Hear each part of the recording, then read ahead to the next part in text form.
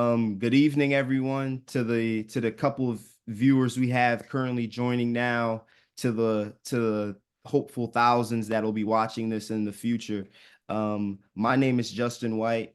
I'm the Assistant Director of Admissions for Commonwealth University. We're hosting a virtual session on our Exploratory Studies program. Um, and I would furtherly like to introduce the one and only Miss Rebecca Willoughby, who yes, she deserves all the claps and the virtual claps in the world here. And we're going to host a PowerPoint here with an explanation of the Exploratory Studies program and how we can help guide you, help transition you from high school to college, but also from the moment you walk through the doors as a freshman to the moment you graduate too as well. Um, and yeah, if you want to, here I go. I'll share my screen here right now for you all.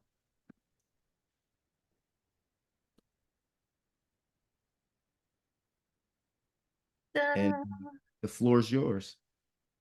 Well, welcome everybody. As Justin said, thank you so much for joining us. And so I'm Dr. Rebecca Willoughby. I'm Executive Director for Student Success and First Year Experience. My home campus is Bloomsburg, but I work with students from all the different Commonwealth campuses. One of my roles is to kind of head up exploratory studies, particularly at Bloomsburg, but I also work with students on every campus. So that is why I am here tonight to talk to you about exploratory studies, because a lot of students come to us as exploratory students. And we are kind of reclaiming that from this language of undeclared. I know in the past, there's been a lot of discussion about, well, why would you go to college if you don't quite know what you're going to be doing? Actually, I think it's brilliant if you come to college with kind of an open mind because it's one of the ways that we can provide you with a lot of opportunities to explore things that you might not have known existed before, which we'll get to later in the presentation. We have so many different majors and so many different disciplines that we would love to introduce you to. So I think it's really kind of an advantage. I'm biased, it is true, but I think it's kind of an advantage coming to Commonwealth as an exploratory student because there's so much for you to learn about.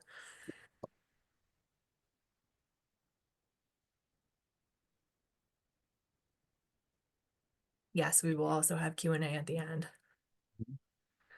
So one of the questions that we always get is why exploratory studies? And what advantage does that give me, right, as a student? So exploratory studies is, as I've said, kind of how we've rebranded coming to school as undeclared. So undeclared was something that, I know I want to go to college, but I'm not quite sure what I want to do. Um, or maybe I have, this idea of what I want to do and this other idea of what I want to do. And those two things are really like kind of far apart from each other. Mhm. But I really am interested in both things. Some students come to school just really having no idea. So one of the things that Commonwealth has in place to kind of help students in that situation is our general education curriculum.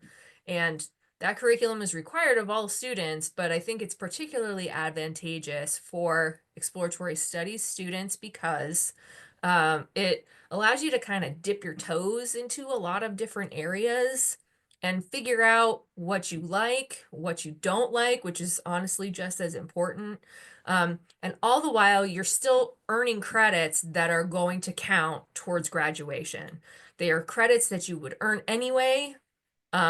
Some majors ask you to take specific courses in general education, but if you're exploratory, it gives you a lot of flexibility in how you explore those different areas. So, Mhm. general education gives you kind of this wide array of things that you can look into to figure out what kinds of things you might want to move forward for them. A lot of times I like to say that this is one good way to for you to discover passions that you might not know you had. Um, when I'm doing like admitted students events and new student orientation, a lot of times the example that I use is anthropology, and not many students have been exposed to anthropology in their high school curriculums, right? A lot of schools don't have the capability to offer you that. but we have it at Commonwealth. So if you take an anthropology course, it's going to count for general education. You're going to earn credits you would need anyway. But at the same time, you're taking a course in a discipline that you probably didn't have experience in before. And so that allows you to see this other thing that you didn't know existed, perhaps, and see whether you like it or you don't like it, or, maybe it's just one thing that you can use to earn credits. So exploratory studies is really flexible that way, and also kind of helps us help students get on the path that is going to make you happiest in the long run. So about our exploratory students actually make up a pretty large segment of the incoming class every fall. So don't ever think that you're alone in kind of being confused about what you want to do or maybe having a lot of options. That's typical of a lot of students, actually. The other side of that coin, I like to say, is that a lot of students who come to college thinking they know what they want to do actually end up changing their major anyway. So statistics will tell us that most students, the average of college students, will change their majors 3 times while they're in college. And that's an average, so it's not everybody who's going to do that. But that means that students who think they know what they're going to do when they come sometimes don't. It's not the best fit for them, and they end up doing something else. But if you're coming for exploratory, you're also not alone. So that again kind of makes you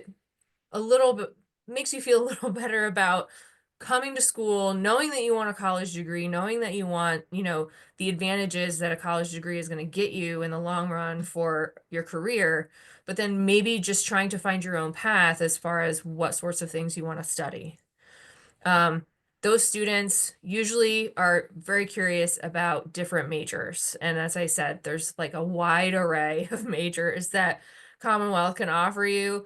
I have students in my first year seminar courses that are majoring in everything from like digital forensics to medical imaging to cultural anthropology. This is one of the students in my class right now who's an anthropology major. So, I've got all kinds of different English majors, I've got finance majors. So there's lots of different directions that you can go. And I think that coming in without necessarily a set plan, a particular program, kind of makes that a little easier. And you use that general education curriculum to try to find which way you want to go. Um, it also means that you're open to a lot of different possibilities for your profession and your career. Um, Maybe if you think you're going to be a criminal justice major, you also maybe then find that you're really interested in psychology. And the best news about those two majors is that a lot of students double major or major and minor in those two disciplines. So there's lots of different possibilities that you can discuss with folks like your academic advisor, which I'll talk a little bit more about in a couple minutes. Um, all the while, like I said, you're working towards a specific major. One of the things that I ask my students, my advisees, when they first come to see me is, which way are you leaning? Like, are you interested in business? Are you interested in science? Are you interested in sociology? So what are the kinds of things that you find interesting? What are your hobbies? What do you like to do? What kinds of jobs can you see yourself in after you graduate? Do you want to work outside? Do you want to work with people? So there's lots of different things that we can take into consideration when we're trying to figure out what specific major you might want to move towards. And then we can, choose intelligently what classes in that gen ed might help you get to that point. Maybe at some point you go, oh, wait, I thought I was going to really like this, but and then we can go in another direction. That happens to a lot of students. You'd be surprised. One class You know, it be happened to like, me too. Yeah. Yep, that was me. Um, I I'm a Bloomsburg alum. I don't think I said that yet. And when I came to Bloomsburg initially, I was a psych major, and I think I had just like watched too many episodes of like Law and Order, and I wanted to be seriously, like I wanted to be a forensic psychologist, and I wanted to study serial killers. And while I still find that stuff fascinating, I got into that statistics class and I was like, oh man, I just cannot. It was bad. So You know, then, I not just because of stats, but I ended up changing my major and it just completely like shifted the course of what I was doing. So, um, it was useful to be able to say, okay, I'm going to be undeclared for a semester and just kind of try and figure my stuff out. Um, and then go in a direction that brought me where I am today. So, yeah, Mhm. And that's a great point that you mentioned too, because I'm an alum of Lock Haven. So yeah. you have two sides of the Commonwealth trio here. And and when I first when I first was initially coming to Lock Haven, I thought I wanted to be a history major. I've said that before. I believe I said that before when I was presenting one time, and I said I thought I wanted to major in history just because I had good grades in history in high school, so I figured, hey, might as well major in history. And I just emailed my admissions counselor at the last minute, and I just said, I'm just going to come in undecided. I have no idea what I want to do, and then found sports management after my first semester. So yeah, that's a great point that you mentioned. Well, and good on you too. And I think good on any student who like kind of realizes, hey, maybe the thing that I thought I was really set on is just Mhm. not the thing. That takes some doing for you to figure that out. And I think once you've kind of made that decision to just be like, okay, time out. I'm gonna maybe do a semester or do 2 semesters and take some courses that I know again are gonna count anyway. Um, Mhm. and just try to decide what really is for me now that I figured out this other thing maybe is not, you know. I Yeah. think that takes some courage, honestly. You give me too much credit here. Just joking. All right, so we transition to the next slide here. Okay, so as I've kind of hinted at already in what I've been talking about, there's lots of helpful tools at Commonwealth to help you along the way if you're an exploratory student. One of the top things is your academic advisor. This is the person that you get connected to when you first come to one of our campuses. This person asks those questions that I was talking about before, right? So, what kinds of things are you passionate about? What did you like to do in high school? What kinds of hobbies do you have? So that we can help figure out what sorts of things might be appropriate, even if they're things that you don't know about yet. We can help you find that information.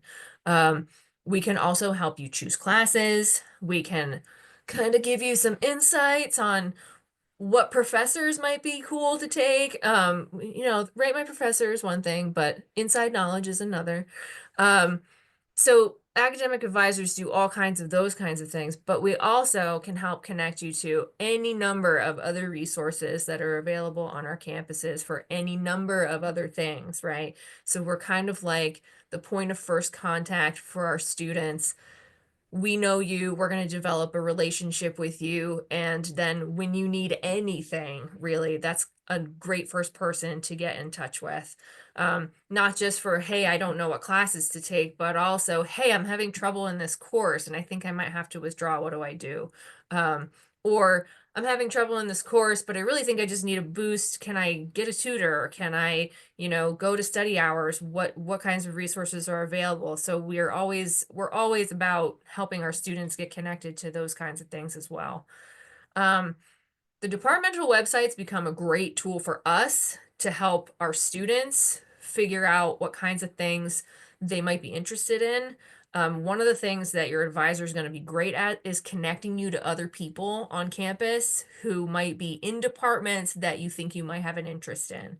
Sometimes you can find those things organically. Maybe they're the instructor of your course. Maybe there's other students in a class that you want to talk to. But we can really help you get connected to those departmental websites. You can do a little browsing and then meet some people, talk to some people who can help you kind of figure out what does it look like to be a sociology major? What does it look like to be a social work major? What sorts of opportunities are available there? So those departmental websites are a great gateway for those kinds of explorations. The online catalog is another one. You'll see that everywhere. um, we, as especially, we've just gone through registration for fall of 20. No, what am I talking about? I don't even know what semester it is. Justin, it's the end. It's the end of the term. Listen, I'll it's tell you after what. Thanksgiving break. We're a week before finals start. I think Yep. everybody's just ready We just for went through registration for spring of 25. I can't believe it. Um, but in the midst of all that, we're looking always at the online catalog to see what courses are available for our students and kind of figure out where you can go to again help help you continue that exploration and help you figure out what path you might like to take. And as I'm mentioning that path, I have to also mention the Career Services Center and Focus 2. We have fabulous staff in our Career Services Centers on every campus. They are a wealth of information about internships and other kinds of opportunities that you can do while you are a student to help you stand out in those first job interviews and those first job kind of applications. There's all kinds of things that you can be doing as a student before you graduate, um, that can help you in those areas. The Career Services Center is a fantastic place to go for that kind of stuff. And we work really closely with them, especially with our exploratory students, to help them get opportunities to learn more about areas that they're interested in. So if you think you might want to be a social worker, we want to get you an internship so that you can have some on the job sorts of experiences and learn more about that so you're sure. Um, One of the other ways we help you do that is through the Focus 2. You might be asked to do the Focus 2 before you come to campus. Some students are not so good at doing that before you come to campus, but that's okay. All right. Yeah. Focus 2 is can also be done after you've gotten here. Sometimes I help my students in my first year seminar do it again. Because well, then they know, right? Like if you're doing it before you come, it's kind of like there's so much being thrown at me. Oh my God. But when you're doing it once you've gotten here, I think you might have a little bit more like focus on, no pun intended, um, on that thing so that it's a series of questions, a series of assessments that helps you kind of figure out what you're good at, what your values are, what kinds of things are really going to fill your cup as far as career. Um, and helps you maybe if you're very undecided kind of steer you in a particular direction. So really helpful tools. And also again, Career Services Center people are fantastic. I love working with them. But they really can provide students with some really excellent directions and some really excellent practical experiences to help bolster that experience as well. And Dr. Willoughby, I don't know if you remember, but back in when you came to Lock Haven for summer preview day, Hmm. I had the privilege to present in front of the group. And one of the things that I've talked about when I presented was opportunity and how do you create that as a student, right? Yes. Like, you Yes. don't just, opportunity don't just come knocking on the door for you. You have to go out in your campus community and create opportunity for yourself, right? And I think that that's really an important piece when we're talking about college as a whole, is because opportunity is created by people who are willing to achieve more. So the more you're willing to achieve as a student, the more opportunity you're going to create for yourself. So yeah, didn't mean to distract the group here from the main topic. Just wanted to get that point across to everybody that's No, watching. you're totally right, Justin. That adage of you get out of it what you put into it is Hmm. 100% true. And one of the greatest things about a school like Commonwealth is that we offer you a ton of opportunities, but you do have to take advantage of them. And it's really up to the student to kind of reach out and grab those things. Um, Hmm. but yeah, there's all kinds of people to help you. There's all kinds of things for you to do. And I encourage my students to just like ask questions, do the thing, you know, get yourself out there because you're right, that opportunity is something that people have to create for themselves. Because you never know who's watching, you never That's know who's correct. there. So we're also here to help. Again, alumni professional engagement are those career services folks. Also, they have a fantastic network of alumni, as the name would suggest. Um, they love connecting current students with alumni. And those connections are so, so valuable. Here's a person who went to a Bloomsburg campus, a Mansfield campus, a Lock Haven campus, and they are working in the field that maybe you are interested in working in. So there's really no better connection. There's always good ways to network. I mean, networking is a kind of buzzword, but it's absolutely true.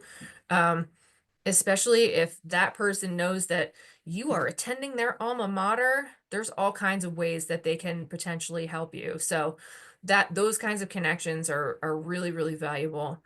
Um, One of the other things that I'll kind of toot my own horn here is exploratory student advisement.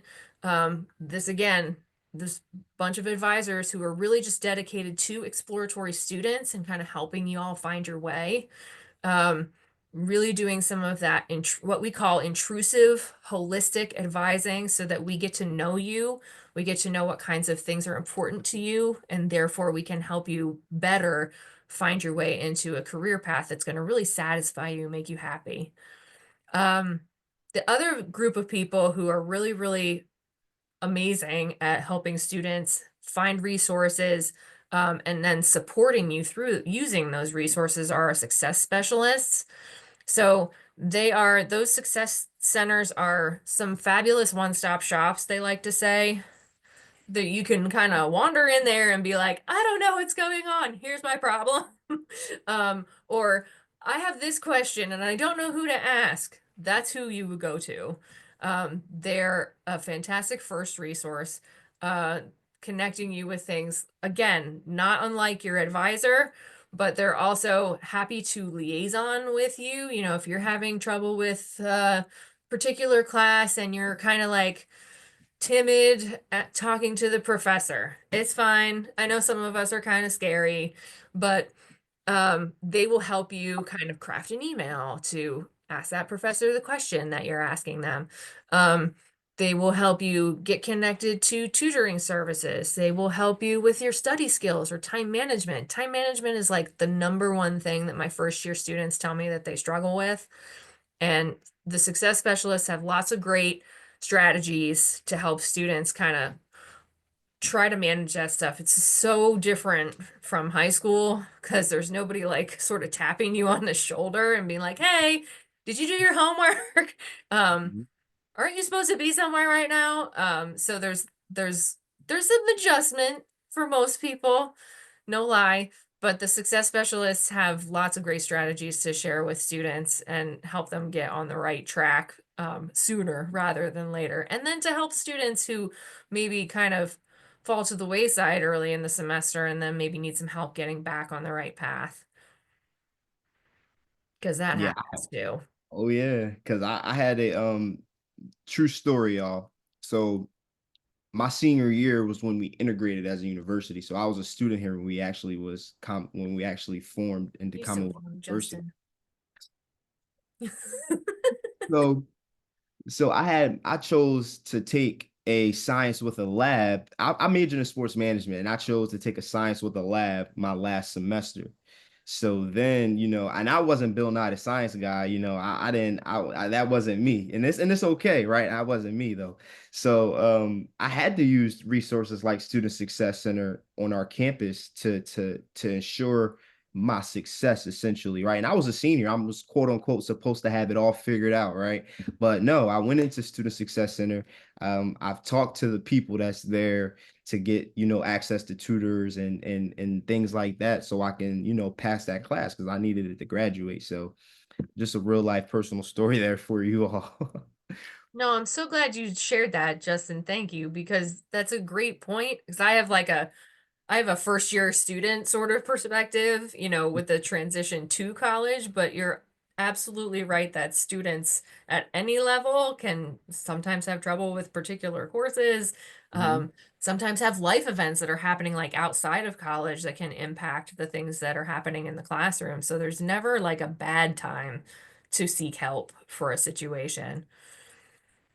So, best reasons for choosing a major. That's our job, right? Like, as exploratory advisors, our job is to help you find a major. So, like, it's a good day for us when we're like, bye bye, you're going to get another advisor in that area who can really help advise you in that particular discipline, in that major, right? So it's a good day for us when we have students coming off of our caseloads because that means we've done our job and you are finding something that you want to do and you're going to pursue. Um, the best reasons for finding those things is finding, like I said, I keep saying it, finding your passion. And I understand that it might sound like a cliche, but honestly, we want students to find the thing that is going to fill their cup because there's maybe you're good at something, but if it doesn't make you happy, then you're probably not going to be super invested in it. Maybe you can do it well, but it's not like really doing it for you. It's not lighting your fire. So finding that thing that you're passionate about and that you're both good at and you want to do is kind of like the secret sauce of what we're trying to figure out for you. So finding your passion through those general education courses, hopefully, especially if you come to us like really undecided and you're just kind of like, well, I don't know, but I'm going to try some things out. That's fantastic. I love that attitude. So, finding something you're passionate about, but also building on talents that you might already have, things that you are already good at, things you're already doing in your high school career. Um, Figuring out maybe other ways that those things can be applied in different disciplines and different careers. So we'll help you try to figure some of those things out. And then figuring out that goal and then reaching it is also our goal for you, right? We want you to be able to say, I've done it. Here's the thing that I want to do. Here's the thing that's going to make me happy. And then for you to be able to get there. So we're going to help you get to support you through that whole 4 years. Hopefully it's 4 years. Um, and we'll help kind of send you on that journey. So some tidbits of advice here. So I mentioned how important your advisor can be to students. So talk to that person early and often. You want to make sure that you try to meet that person as soon as they're assigned to you. Again, like I mentioned before, we're going to try to build a relationship with you so that we get to know you and then help you in the best way to get where you're going. So talking to that person and being kind of open with them about the kinds of things that you value and the things that you think are important in your life is really a good first step. The other thing I will say is get to know your professors and make sure they know you. A good thing about Commonwealth also, and I say this as a faculty member now, put on the faculty hat. Most of our classes are pretty small. So like I know the names of every student in my first year seminar class. So getting to know that person, even if it's not a person who is teaching a course in a discipline that you might see yourself majoring in, particularly as an exploratory student, maybe you're going to need somebody to serve as a reference for an internship. Maybe you're going to need somebody to write you a letter for an on campus job. So it's always a good idea to introduce yourself to your professors, get to know them, make sure they know you. The kind of student that you are. The other thing that's really nice about that is then if you need something, not just those letters or those recommendations that I'm talking about, but maybe you've got to go home and you forgot this homework assignment and you're like, hey, could I get an extension on this? If they know you Uh-huh. and they know that your work ethic is like typically pretty good, they're probably more likely to give you a little bit more flexibility in that class as well. So it's always a good idea to kind of build those bridges where they exist. And you also touched on something too earlier about there being small class sizes. And on the admission side, that's something that that is one of our pitches when we out recruiting, right? As to prospective students who are watching and who will be watching in the future, is that we do have small class sizes for you to be able to form relationships with your professors so that you're able to then, they'll get to know you by name. They'll, get to visit their office hours when they're available to things like that you don't get um at other places. So I think that you touched on that, something that was very unique right there that we offer specifically. Yeah, I mean, there's a reason that students who come to a school like Commonwealth aren't going to a Big Ten school, right? Mhm. Because those schools are enormous and a lot of times it's really hard to be anything but a number in those kinds of situations. So Mhm. on our campuses, you're a person. And I think that's a benefit of what we offer. So we can start exploring now. And that means now, even before maybe you are ready to apply. There's lots of opportunities that I'm sure Justin knows all about with admissions that you can come and kind of like experience some of the things that might interest you, getting to know our campuses, getting to meet some people. We have major showcase days, which I'm working with admissions to kind of do one for exploratory studies so that an exploratory student could come to campus and kind of see what a day would be like. We have these kind of virtual information sessions Yep. that'll happen beforehand, open houses, our program websites. We just built an exploratory studies website that is active now. And then connecting with your admissions counselor. Justin, I'm sure you have tons more to say about Oh this yeah, stuff. no, absolutely. And really, one of another piece of these things that I say when I'm talking to prospective students and families is that it's one thing to not know what you want to do and to be on a pathway to trying to figure it out. And then there's another thing of you just not knowing what you want to do and just like just hoping and praying everything works out on its own. Yeah, Right? exactly. Like you want to, let's start. If you don't know what you want to do, that's fine. That's absolutely fine. This is a step into helping you figure that out and how we can help you figure that out too through like I said, major showcase days, virtual information sessions like right here, right now. You come to open house, there's resource fairs, faculty from all different departments that are there to talk to you, engage your interest, right? You even if you even connect with an admissions counselor, right? Come visit campus, check it out, right? If you even if you can't visit physically, we have virtual tours that are online for you to check out campus for yourself, right? Because it's one thing for you to see us at a college fair, for you to see us at a high school visit, and for us to tell you how it is, then for you to come see it for yourself on feet on land and actually come see it. So highly encourage you to explore now because honestly, y'all, this is one of the hardest decisions that you essentially will have to make as far as choosing a college, right? It's your first for most of you, this is your first adult decision that you have to make. And it can be stressful, it can be rough, right? And we're here to help make this process 10 times easier for you. It's kind of like we're kind of like admissions and student success. We're kind of running track here, right? Running a 4x1. We're just like handing the relay off to student success and Dr. Willoughby's team is here to catch the baton from us. But we're always still here for you too, but just kind of wanted to throw that analogy in there for you all as well. I think one of the other things, if I could just say one more thing Oh, about no, go ahead. visiting, um, if at all possible. So yes, the virtual events are great.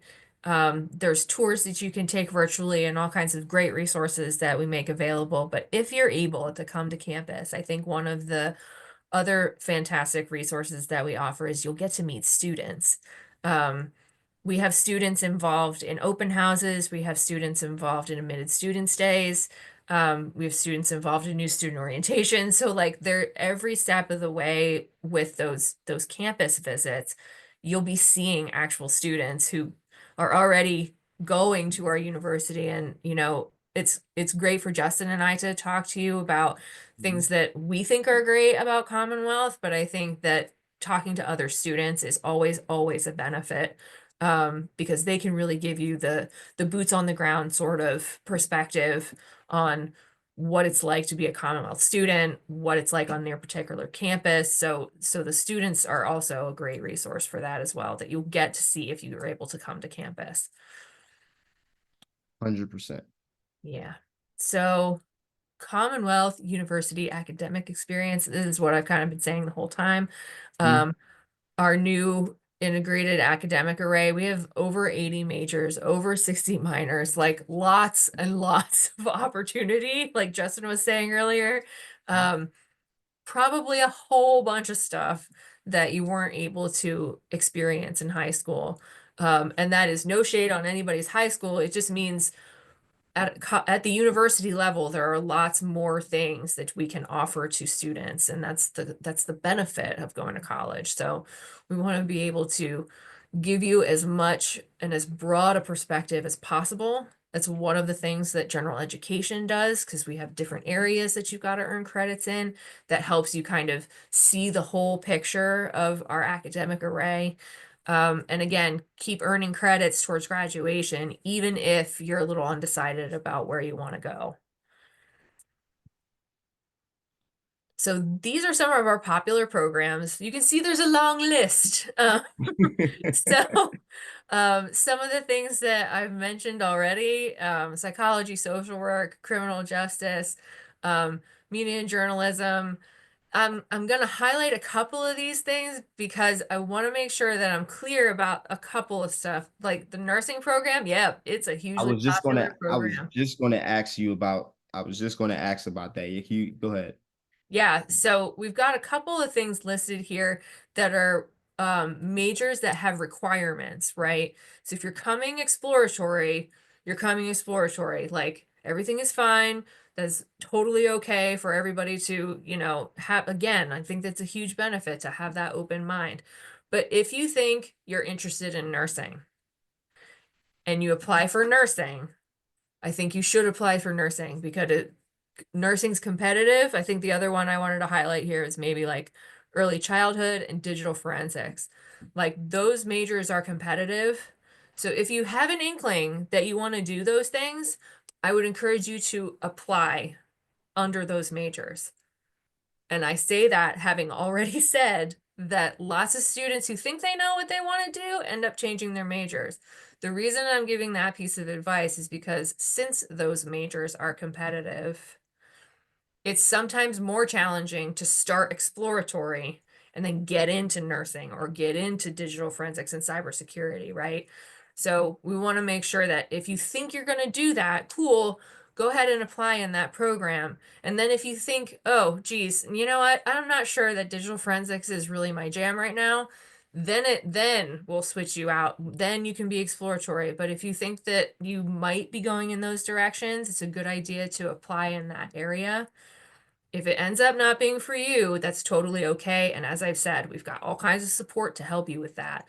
But those majors being as competitive as they are, it's a little easier if you're admitted in those majors than it is to kind of get into them. Some more than others. Nursing in particular is really challenging for an internal transfer because there's only so many spots because of clinicals. Mhm. So just wanted to highlight that, but all of these, this is just a little taste of how many majors we have available, as you saw Little, in just a the little last slide. taste. A Yeah. little taste. And now that the presentation part of this is all said and done here, I can stop sharing my screen now, and we can kind of open it up to more of a Q&A, um more of a Q&A, more of a student-led visual questionnaire that we can open this up to. And if anybody doesn't have any, if you have any questions, please feel free to drop any and all questions in the chat, and I'll be definitely monitoring the chat so that um we can make sure everybody's question get answered here. But just something just to break the ice is what we call it here. Dr. Willoughby, can you please talk a little bit more on what about how does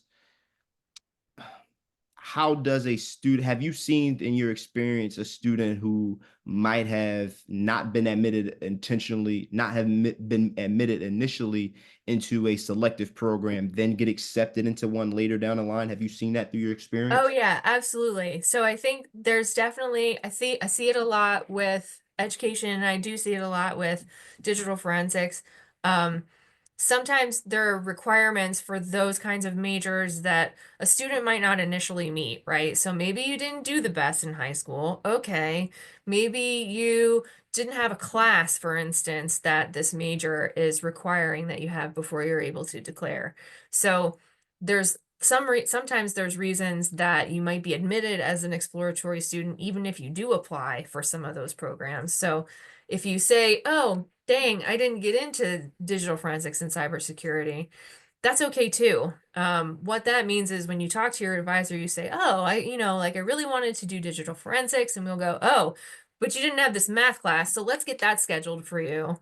Mhm. Um, we do a semester, you kind of show that department, "Hey, look at me. I can actually succeed in this area. I can do really well in this math course. My GPA is good."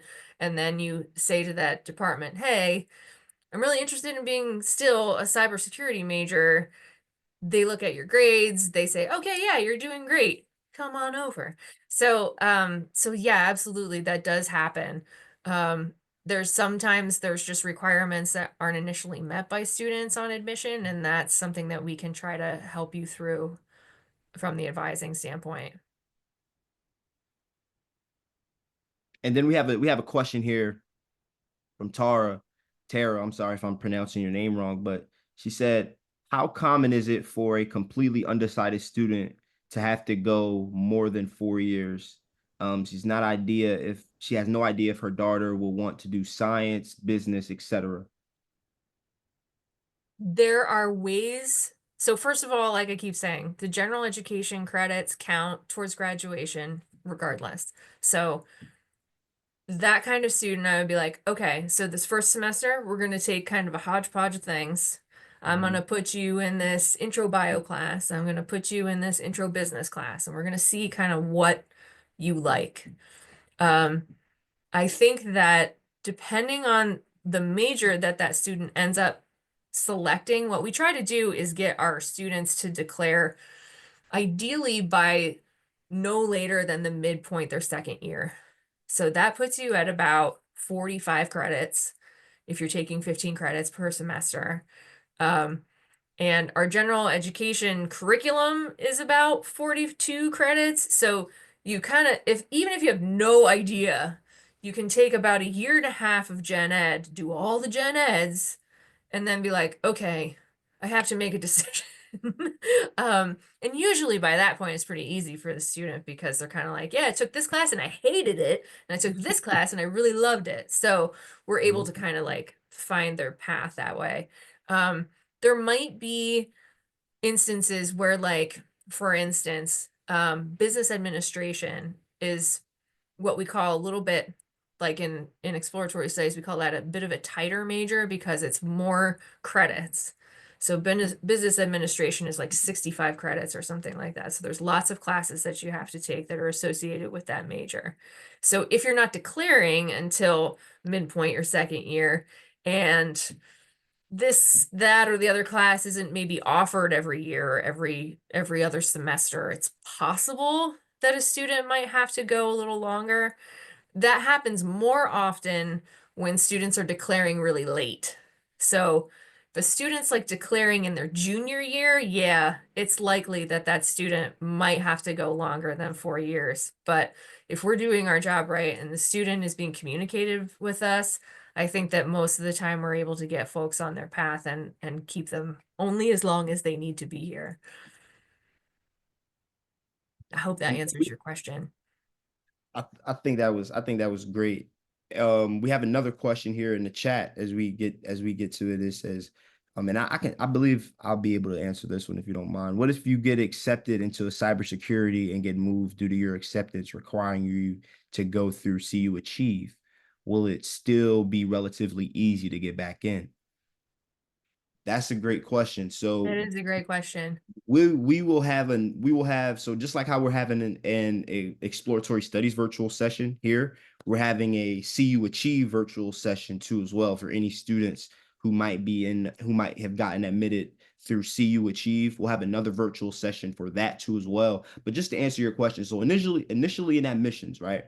We when we review your application, um, and you might not have the GPA criteria that meets that selective program, what we'll do is you're still admissible to the school, we'll accept you in the CU Achieve, right? And then Dr. Willoughby, would you mind talking on from there, how can that student from there get into that selective program and that you touched on a little bit earlier as well, but just touch a little bit more on will it still be relatively um easy to get back in.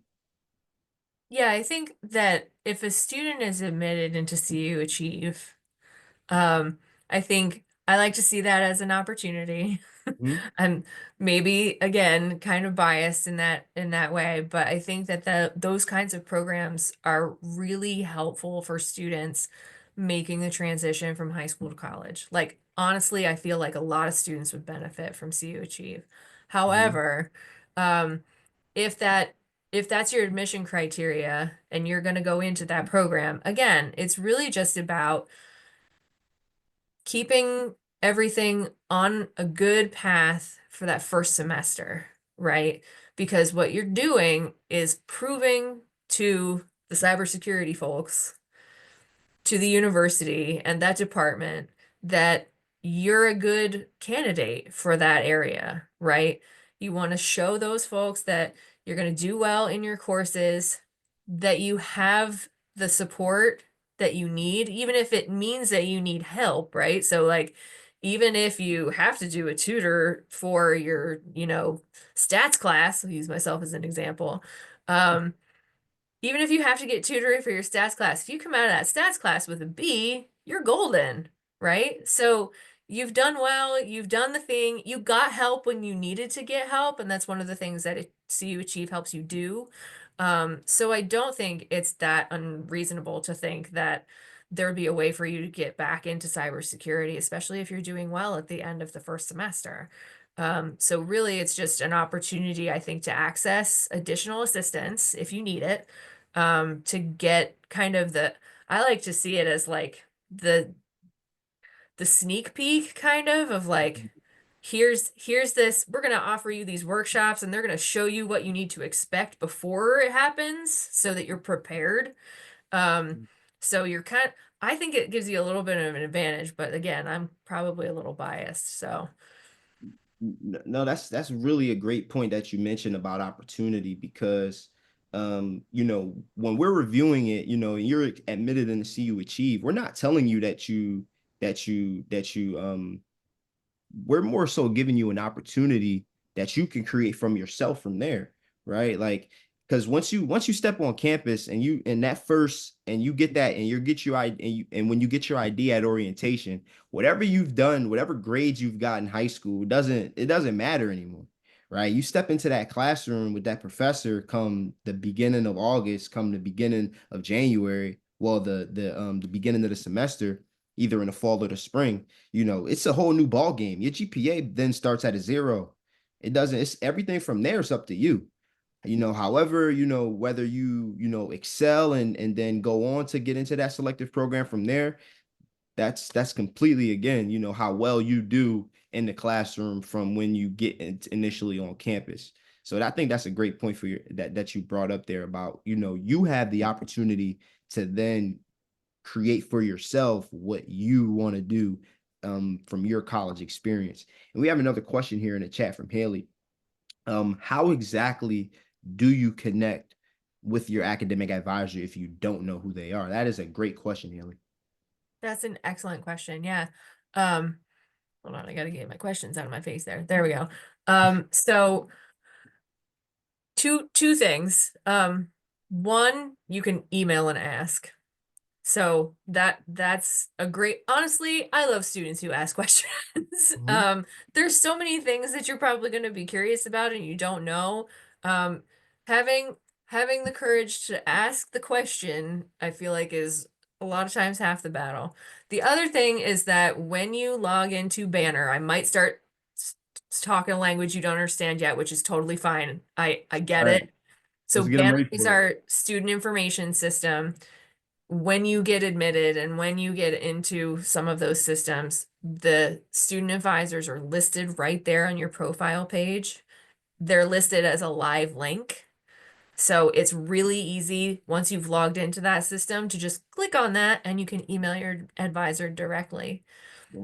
Beautiful. So there are some majors that don't assign advisors right away. So don't freak out if there's nobody listed there when you get in it. That's another good reason to ask a question.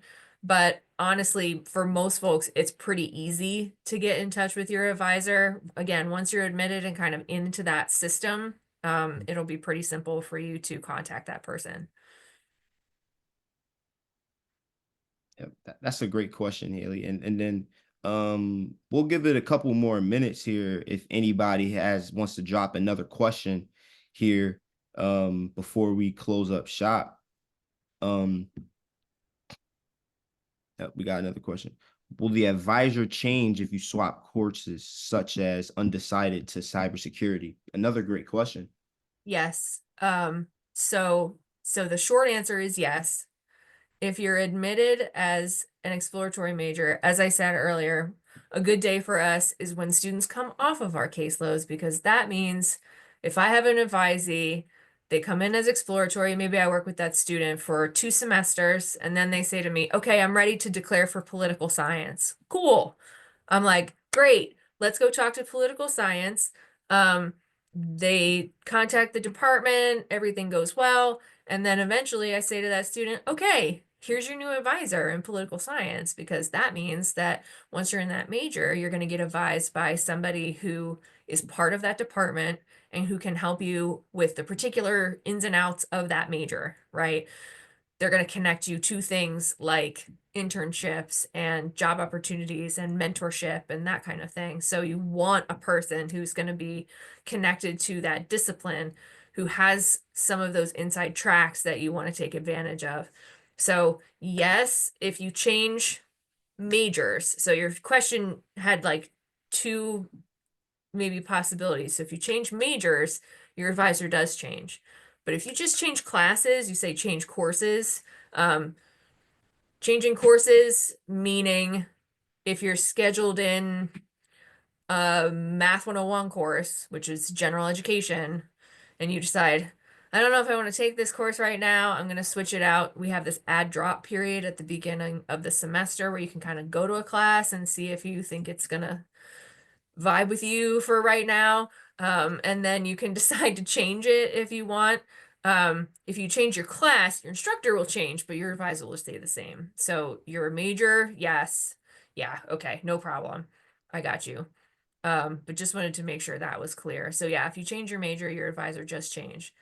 Even if you come in as political science and you want to change to cybersecurity, you will still get an advisor connected to the major that you end up in. And we have another question here. I think I'll be the one to answer this one. Hello, it's nice to meet you guys. I was just accepted into your university in the early childhood education program. Congratulations, by the way.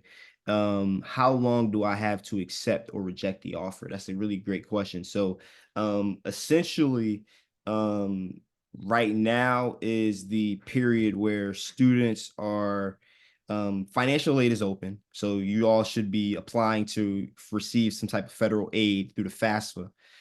Then, or in the spring, you'll receive your financial aid application back, and then you'll have an admissions counselor and a financial aid representative be able to walk you through what everything means on your financial aid package, right? Then from there, in late February, March, and April, we'll have acceptance student days. So if you're not sure if Commonwealth University is the place that you want to spend the next 4 years of your life at, you can always come back for an acceptance students day and receive more information to be able to make a conscious decision on cost and if this feels like home for you. And then typically students, we usually have there's usually like a national college decision day of May 1st, where students typically make their college decision. But if you need a little bit more time after that, totally understandable too as well. But it would be a lot beneficial for you, the student, to get that decision in done by May 1st. So then that way, because we'll start orientations literally like right after, and you'll get your class schedule there, you'll get student IDs, you'll be able to meet your cohort too as well. So yeah. So just you still have some time, but you still again want to be actively in search of figuring out does this place feel home, and the only way to figure that out is by visiting campus, right? And that kind of leads into our next question from Haley is, can you tour by yourself or do you have to go with a group? And you can schedule a tour visit online on our website. I can actually so we'll I can actually drop.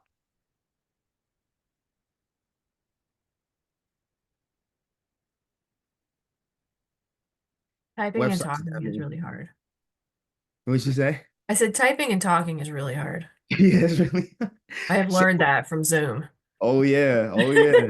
So essentially, right, like you can come visit, you can schedule a tour. But I want to preface this too. We're a public university, we're a public institution. You can walk on the campus at any time you'd like. But if you want a generalized tour of campus at any of our campus locations, you can schedule a tour online. Visit our website's down there in the link, and we can, for the viewers that will be watching this later, we can always drop that in the YouTube description too as well for you, to visit campus and to check it out by yourself. But yes, you can tour by yourself. You can tour with a group of other prospective students and families too as well. And that goes into our next question of what has to be done when you ultimately decide to move from undecided to another pathway? That's a great question. And then just to get right back to the second question down there, when will more tours open up? Yes, more tours will open up. As we're here, like we talked about this way earlier in the discussion here, we're gearing, finals is coming up, right? So, students are now about to go home, and students are our ones who give tours for winter break. We'll have some tours throughout winter break, sporadically up, but then, tours again will be live. Um, Typically the second week of January, we'll start allowing more tours and things like that on campus. But if you want to, Dr. Willoughby, answer the question of what has to be done when you ultimately decide to move from undecided to another pathway. It's pretty easy, honestly. Right now, if you're my advisee, you would come to me and say, "Hey, I'm ready to declare for political science," and then I would say, "Great. Um, email the department chair of political science and say, "Hi, my name is, I'm really interested in political science." That person, if the major is a selective major like nursing or early childhood, then that department will evaluate your grades. They'll look at your academic record and see how you're doing, that kind of thing, look at your GPA before they decide. And then usually what happens is that chairperson says, "Great, so glad you're interested in political science." And then they will forward that information to the registrar, and the registrar changes your record in Banner, and then you're all set. You'll be assigned a new advisor. It's pretty seamless. Um, so yeah, it's a pretty easy process for the most part, with the Great help of question. all the advisors along the way.